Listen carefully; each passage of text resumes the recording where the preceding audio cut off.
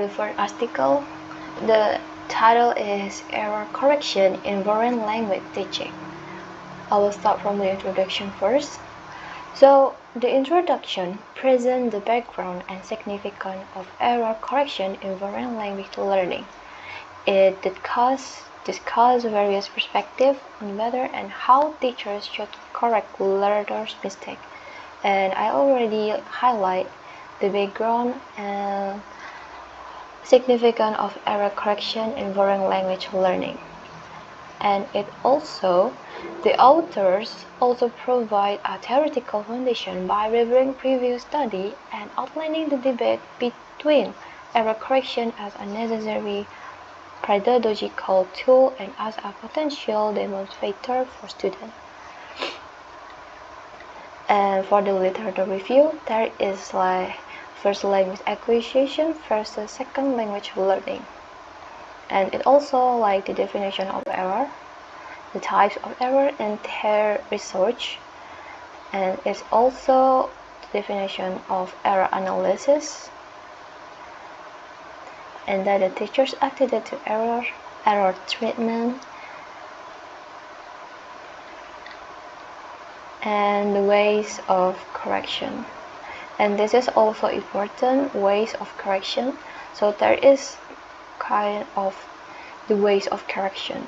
The first one is self-correction, peer correction, teacher correction. And then we will move to the methodology. So, in the methodology section, explain the approach used in the study. It describes the participant, i.e., language learner and teachers, and the context is classroom setting and experience condition. And the technique for collecting data, it uses survey and the short talk. And as you can see in the result here,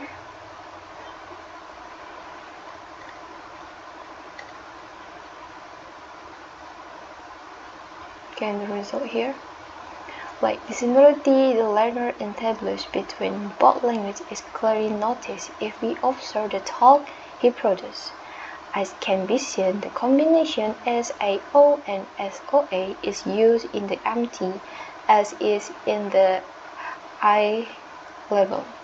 More time adjusted are produced in initial placement, the same tendency that can be observed in the IL. As workplace adjuncts tend to occur the final position. It is quite obvious that the subject creates interlingual identification which enables him to apply the process to transfer to the strategy of creating parallel structure.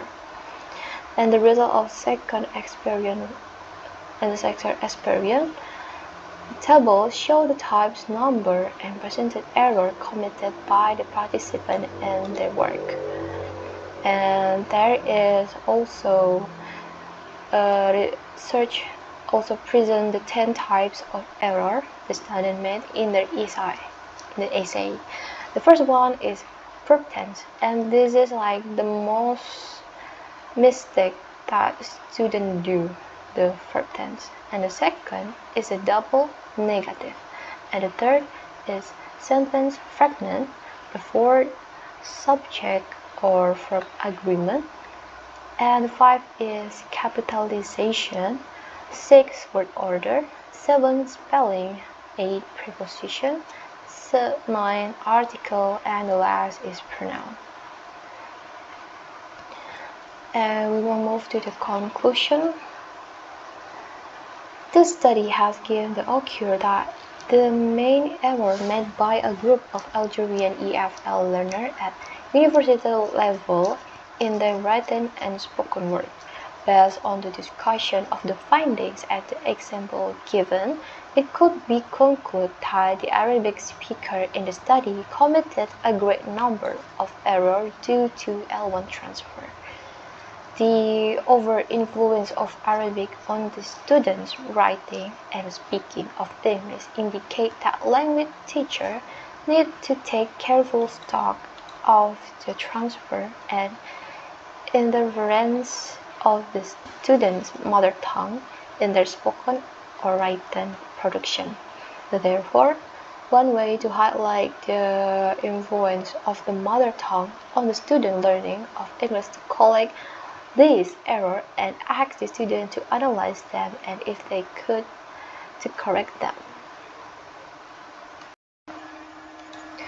And the next is language learning strategy of undergraduate EFL student with keywords language learning strategy, EFL strategy inventory for language learning. So in this introduction, this paper is a modest attempt to bring a broader discussion about defining the strategy that used by students in their learning. However, being aware of the characteristic, techniques, and strategy of a good language learning facilitates student language learning and help them in change learning efficiency, especially in the undergraduate level. So, this research will help participants identify the language learning strategy that appropriate to be taught to the student.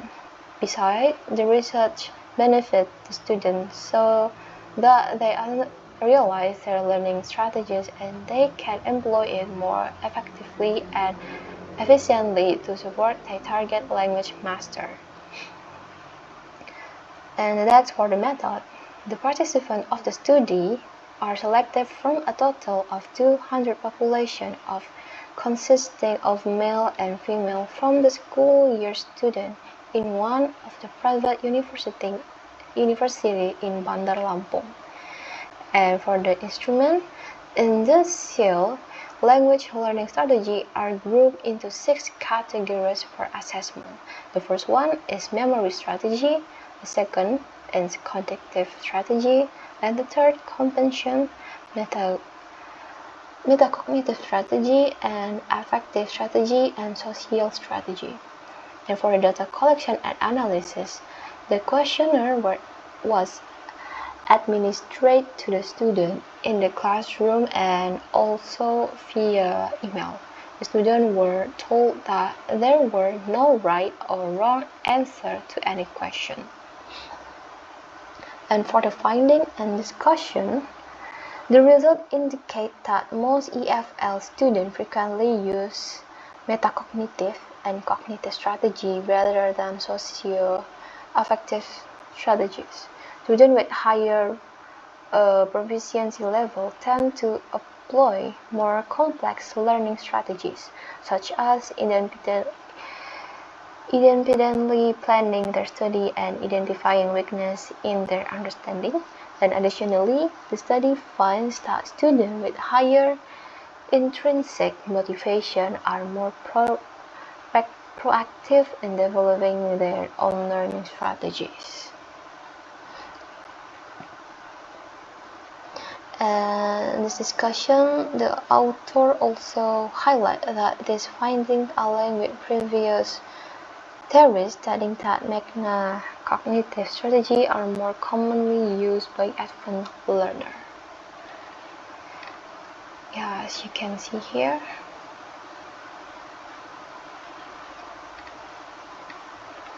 And also, in conclusion,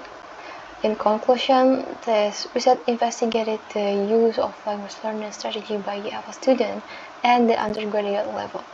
The findings show that the students use 5 types of language learning strategies, in which metacognitive strategies are the most often used by them, followed by social strategy, compensation strategy, cognitive strategy, memory strategy, and last of affective strategy. And according to the interview, the students seldom use affective strategies since they do not pay attention too much on emotion factors such as anxiety and nervousness and while they are learning English.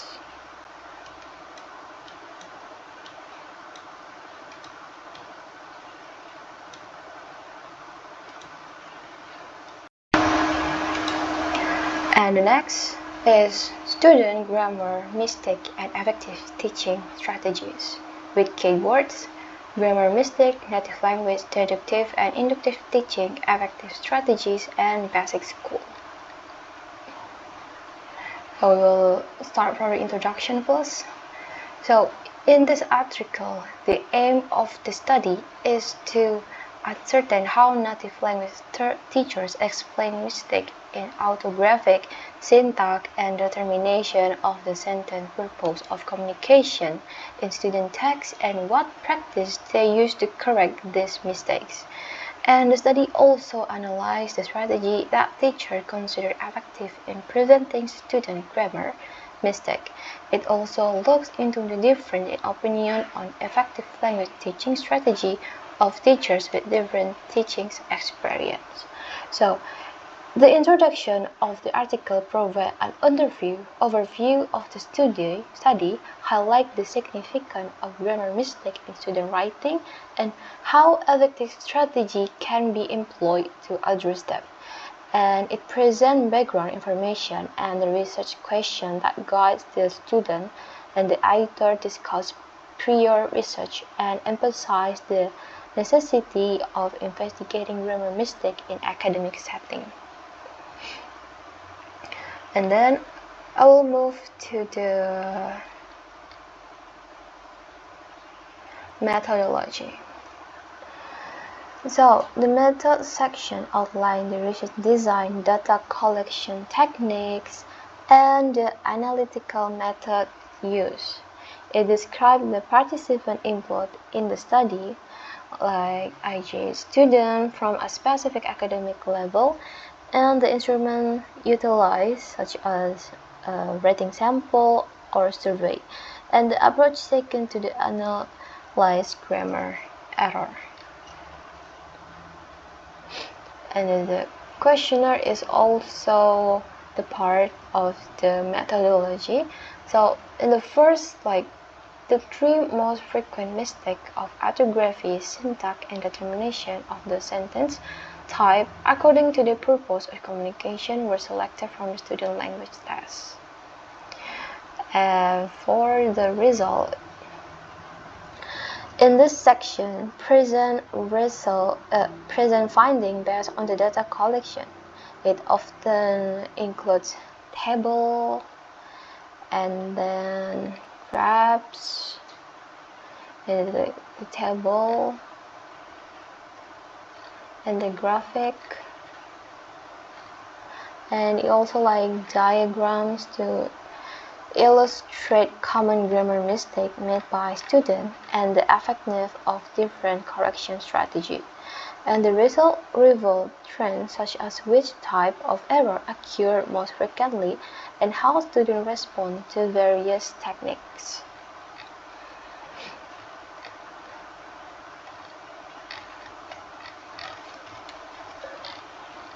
And then I will explain about the discussion.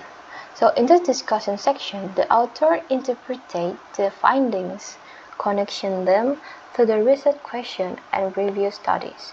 This part explores potential reasons behind student grammar mistake and evaluates the effectiveness of the correction method, and it also suggests implications for educators and possible direction for future research.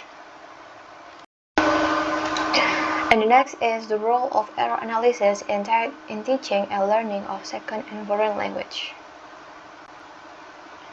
For the introduction, the author provides the difference between error and mistake. Errors are the result of incomplete learning and linguistic incompetency of the learners, and error cannot be self-corrected. Meanwhile, the mistakes are the result of poor performance of language due to many factors like fatigue and carelessness on the part of learners, etc. And author also provide literature review. The first one is theoretical analysis of error, applied error analysis. And there is also language transfer. And what is language transfer? What is overgeneralization, simplification, facilization, and lack of knowledge of the rules.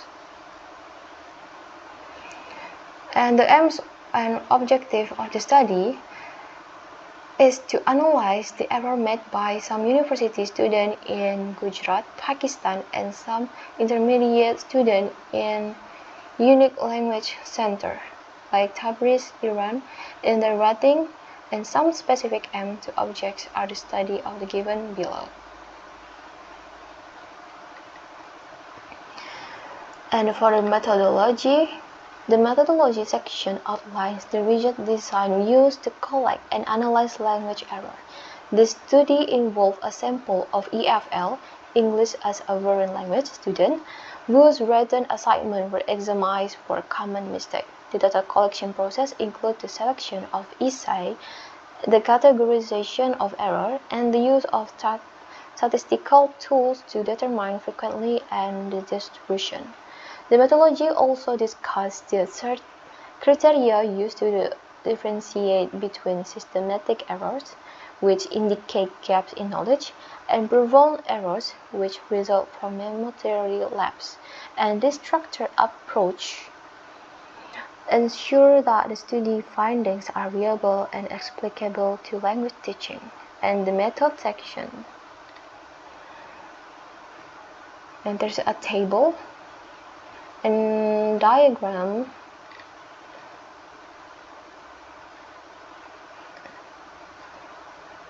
and etc. So, in the conclusion, this paper explores the relationship between error analysis and second and foreign language learning. It describes the various strategies that learners use in the process of language learning and describes the difficulty that different face in the process of language learning and help the teachers in designing different remedies for supporting of learners' learning.